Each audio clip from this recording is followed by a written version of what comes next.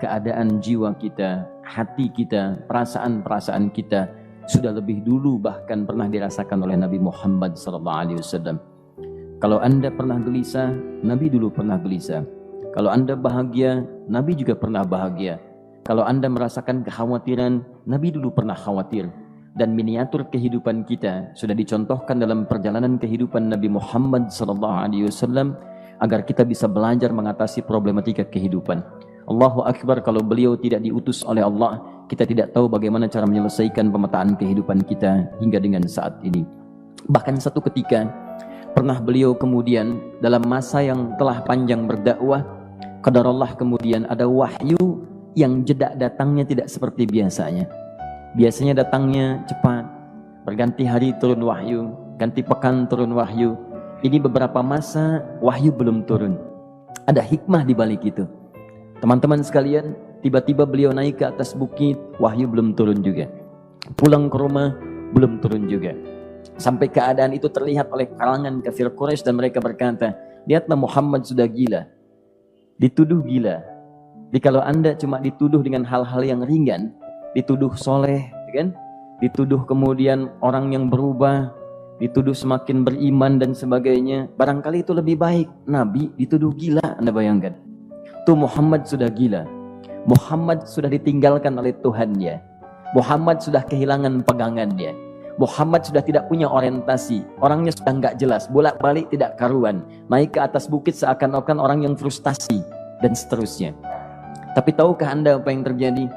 Setelah berbagai cacian, makian, tuduhan macam-macam diterima oleh Nabi SAW, lantas tibalah masanya Allah menurunkan satu surah, bahkan disandingkan dengan surah yang lainnya. Bersandinglah dua surah ini secara bersamaan turun, surah ke-93 dan surah ke-94-nya, terkait berkelindan memberikan satu harapan yang sangat panjang.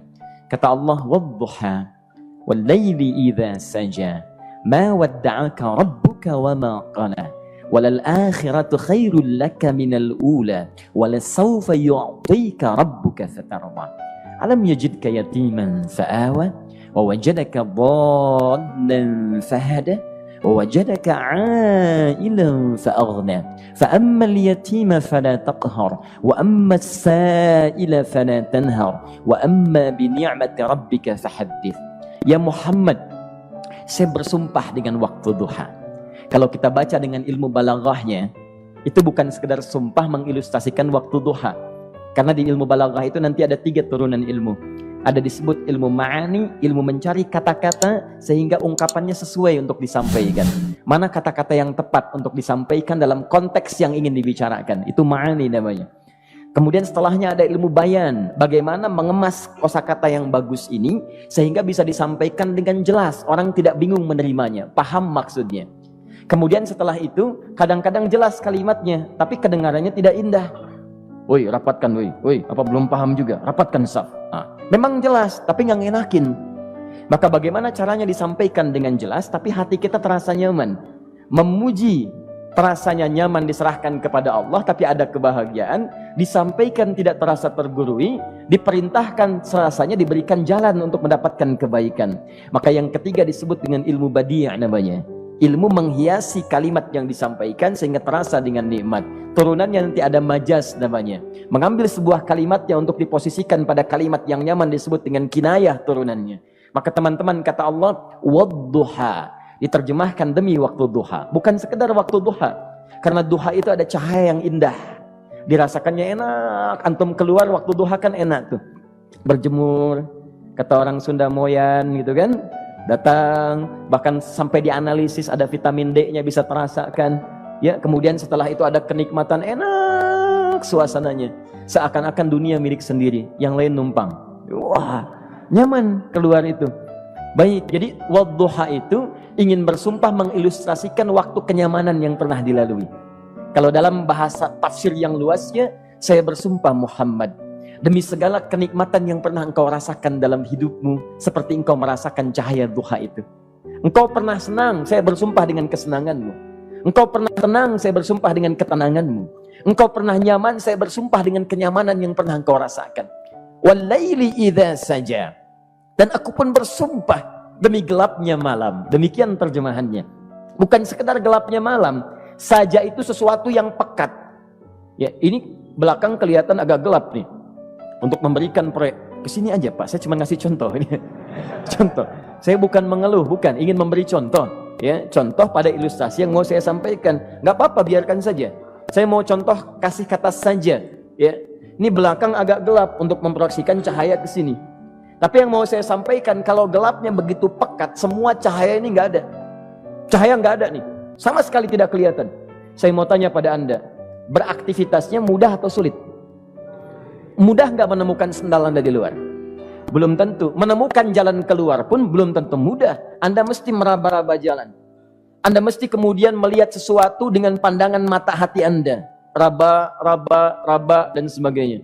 Sampai menemukan jalan, itu pun belum tentu benar. Itulah yang disebut dengan gelapnya malam saja pekat. Kadang-kadang ada orang yang menghadapi satu kesulitan yang pekat, suasananya siang, cuman karena masalahnya begitu pekat, seakan-akan membuat diri dia gelap. Jalan susah, limbung gitu. Kenapa gelap ya? Padahal terang.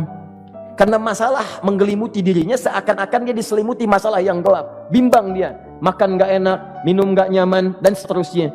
Ya, biasanya makan ayam tenang, ini dikasih yang lebih enak juga rasanya pahit, gak enak zamannya. Maka kalau kita ilustrasikan dalam suasana tadi, Muhammad, saya bersumpah, engkau pernah hidup nyaman, ataupun engkau mengalami masalah yang sangat pekat dalam kehidupan. Engkau alami sesuatu yang dahsyat, sampai engkau bingung, bimbang, pekat, mereka menuduhmu dengan macam-macam. Ma wadda'aka rabbuka wa ma qala. Saya pastikan kepadamu, dalam keadaan nyamanmu seperti dulu, ataupun engkau bimbang seperti sekarang, Tuhanmu tidak akan pernah meninggalkanmu ataupun menuduhmu gila. Orang-orang yang dekat dengan Allah Subhanahu wa ta'ala, maka Allah akan menjaganya, baik dalam keadaan yang tenang dan nyaman, ataupun dalam kesulitan yang luar biasa. Walal akhiratu khairul laka minal ula. Nanti saya akan tunjukkan kepadamu, jika kamu telah tabah dan sabar menerima cacian mereka, menerima tuduhan mereka, nggak apa-apa, ini kan muqaddimah. Masa kamu masih panjang. Kamu masih panjang dalam berdakwah, kehidupan kamu masih panjang membawa tugas dan misi. Kalau kamu belum bersabar pada yang sekarang, bagaimana dengan yang di masa depan? Tapi saya pastikan kepadamu, jangankan yang seperti ini, masalah pekat yang paling hebat pun kamu akan hadapi, yang membuat kamu sedemikian sulit lebih daripada ini, yakinkan pada jiwamu, aku tidak akan pernah meninggalkanmu. Ini prinsip dalam kehidupan kita. Jika Anda menggantungkan hidup kepada Allah, Anda bersandar dengan baik kepada Allah, maka ayat ini akan mengatakan, teman-teman sekalian, Allah tidak akan pernah meninggalkan Anda dalam setiap kehidupan Anda. Nanti, sekarang perjuangan. Kata Allah, walal akhiratu khairul laka minal ula. Nanti saat kamu tiba di akhirat, saya akan tunjukkan kepadamu ada yang lebih hebat yang tidak pernah engkau rasakan sebelumnya saat di bumi. Tidak akan ada lagi kesulitan yang kamu hadapi. Tidak akan ada lagi cacian yang kamu kemudian hadapi. Tidak ada lagi kemudian tuduhan yang kemudian kamu rasakan. Aku akan berikan apapun yang kamu inginkan sampai kamu puas. Wala sawfa yu'tika rabbuka fatarda. Nanti kamu pengen apapun, aku berikan. Kalau saufa masih ada jeda, ya. Kalau bahasanya wa yu'tika mungkin seketika. Tapi ketika mengatakan saufa, artinya bukan saat ini Muhammad. Sekarang pun aku berikan, tapi nanti yang di akhirat aku berikan sampai kamu merasa puas. Ayo minta apa saja. Hadir, hadir, hadir, hadir. Tapi yang paling indah, kalau kamu tidak percaya, alam yajidka yatiman fa'awa. Cobalah ingat, kalau sekarang sedang susah, coba ingat dulu. Bukankah saat kamu yatim, aku yang merawat sampai kamu tidak merasakan kegelisahan itu? Lahir bapak tidak ada, aku cukupkan dengan kakek. Kakek meninggal, aku hadirkan ibu dan paman hadir di sekitaranmu. Ibu meninggal, ada kakek. Kakek meninggal, ada paman. Dan Khadijah hadir di sekitaranmu. Bukankah aku rawat pada saat itu? Wajadaka dhallan fahada. Kamu sedang bingung, sedang susah, bukankah sering aku berikan petunjuk kepadamu? Wajadaka ailan fa'aghna. Kamu merasakan kesulitan, lahir dalam keadaan yatim, tidak ada pendukung, maka aku jadikan kaya. Bukankah saat kamu menikah dengan Khadijah, aku tambahkan lagi pendukung untuk misi dakwahmu? Ini pesan dalam Al-Quran. Kalau Anda sedang merasa susah, kalau ingin menenangkan diri, ingat-ingat yang baik-baik yang dulu. Kalau Anda sedang jatuh dalam bisnis, ingat-ingat saat Anda meningkat dalam bisnis Anda. Allah tidak pernah tinggalkan Anda. Mungkin ini ujian untuk membuat Anda lebih hebat lagi di masa depan. Kalau Anda tidak tahan bantingan yang sekarang, bagaimana Anda bisa mengatasi pelintiran yang akan datang? Karena dalam kehidupan bukan cuma dibanting. Anda mungkin mengalami penyingkiran, penyungkuran, lipatan, guntingan, bantingan, macam-macam. Jikalau satu gaya belum bisa Anda atasi, bagaimana Anda bisa berharap mendapatkan turunan yang lainnya? Selalu ingat bahwa jika hidup Anda ingin tampil gaya, Anda harus merasakan tekanan dalam kehidupan. Karena F selalu berbanding lurus dengan P, hukum Pascalnya. Gaya berbanding lurus dengan tekanan. Orang yang ingin tampil gaya dalam kehidupan, maka dia mesti siap menghadapi tantangan-tantangan hidup yang diatasi. Turun ayat sampai ujungnya. Jikalau kamu sudah begini lagi, jangan pernah kamu bentak orang lain. Jangan pernah merendahkan orang lain. Karena Allah pun menjaga setiap hamba sepanjang ia mendekat kepadamu. Setelah itulah turun kemudian surah Al-Insyirah. Alam nashrah laka sadra. Antum kenal Nabi Musa? Baik. Tapi agak lumayan lah. Tadi saya di Soreang kenal Fir'aun. Di sini Musa. Baik, alhamdulillah. Perhatikan ya, dahsyatnya pemberian Allah kepada Nabi Muhammad SAW. Nabi Musa alaihi salam, dan sering kali kita bacakan untuk memohon kepada Allah. Rabbi syrahli sadri. Perhatikan baik-baik. Ini keunggulan Nabi Muhammad SAW dibanding Nabi Musa alaihissalam. Dua-duanya Nabi, Rasul, tapi masing-masing punya keistimewaan. Musa, Nabi, berdakwah, memohon kepada Allah kelapangan hati. Rabbi syrahli sadri. Ya Allah, tolong lapangkan hatiku nih. Kenapa mesti lapang? Karena pasti Musa merasakan nih. Saya tahu betul karakter Fir'aun.